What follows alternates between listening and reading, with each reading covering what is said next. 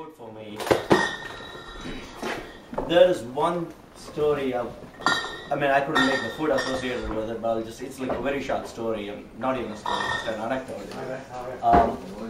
Well, essentially, you know, I grew up in a Hindu family, but you know, in my country we do have a lot of Christians, and Christmas is a official holiday, and so you know, and we had some friends, and they would celebrate Christmas, but usually what they will do is they will go for the midnight mass and do other things.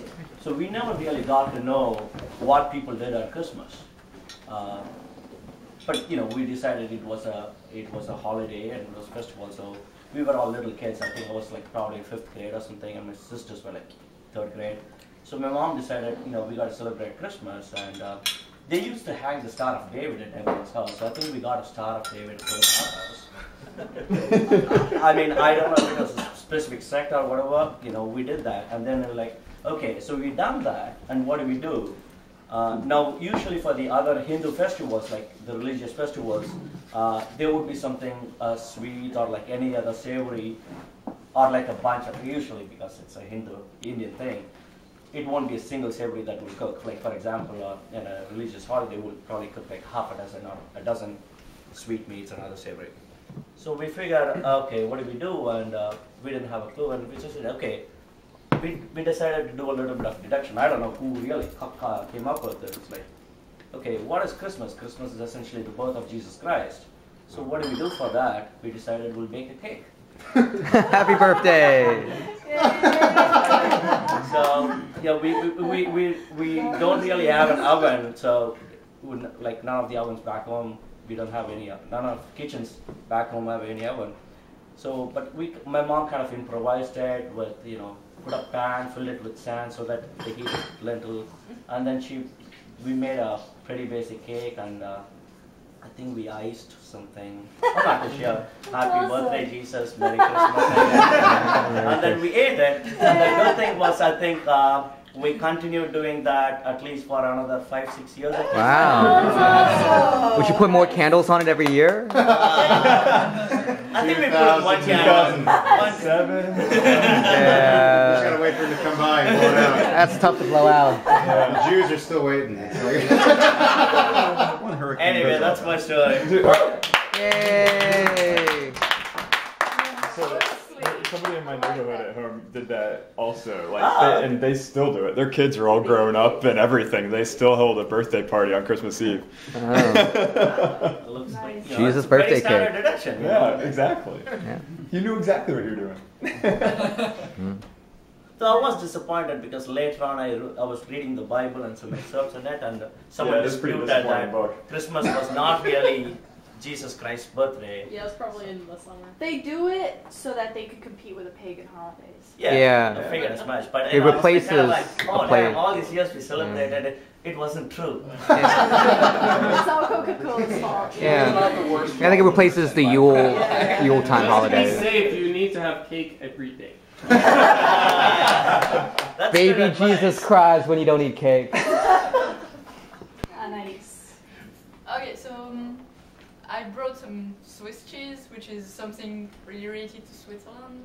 So I don't know if you realize there were like 2 kinds of cheese, Vacherin and Gruyère, which are the 2 different cheese you use for the real cheese fondue. So it's like just mixed both these cheese. And so I don't really have a story, but I can just tell you like habits we have when we eat fondue. So we eat fondue with a piece of bread and a fork, and you like this. And if someone like lose its piece of bread in the fondue, this people has to pay the next bottle of wine.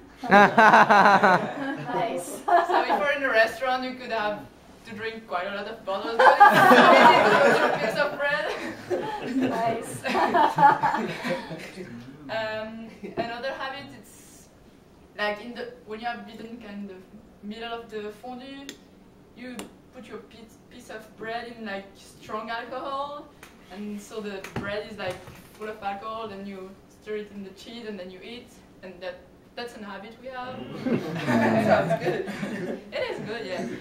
It is supposed to be good for like the digestion and stuff. I don't know if it's real, but it's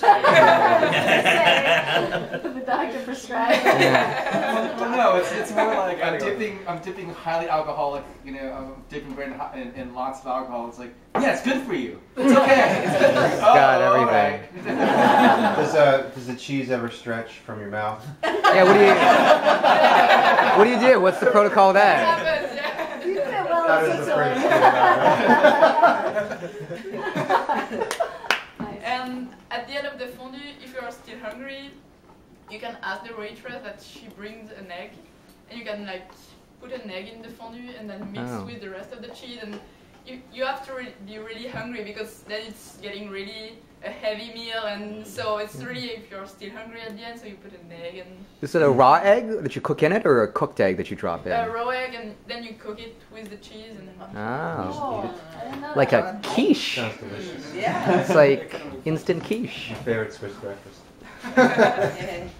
And just with the cheese, like when you have there is a French movie. That's gonna be your shorthand for sticky cheese. Like him. Cheese, cheese, cheese. And les bronzés sont ici. They have it's a French movie and they are eating a fondue, and someone wants to make a joke, so he puts like I don't know how you call it in English, like rope used to like wash your teeth. Floss.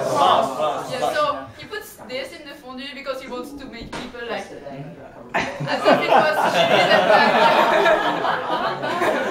but it's not really a joke, and they are all like arguing. I'm sure it's you that put it in the cheese while you were cooking it. It's not really a joke, but so, that's nice. Yay.